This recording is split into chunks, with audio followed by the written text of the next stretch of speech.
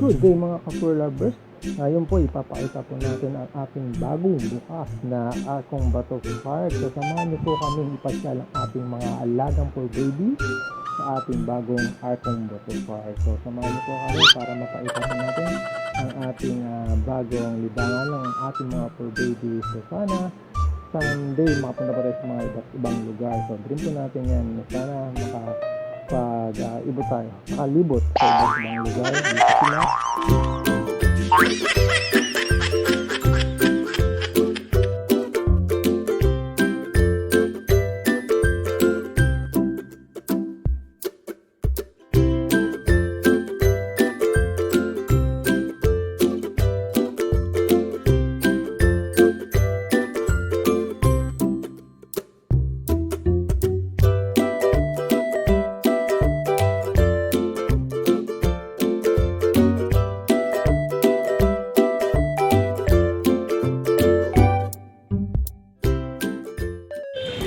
Yan, nandito tayo ngayon sa Arkong Bato Park. Bagong bukas lang po ito nung 19. So yan, March 19 nagbukas. So now open to the public. And ayun ang aking mga poor babies. So tatlo lang nilalabas namin kasi hindi carry pag pinagsabay-sabay lahat. Kaya yan, mami niya iniikot. Si Waki napagod. And napagod si Waki. Grabe. Eh merong doon mini portable let doon sa dulo. Yan. Pwede mag CR. And then ang Arkong Bato Park ay malolocate nyo pag nakita niyang Arkong Bato na yan. Bagong gawa. Ayan. Purupuan.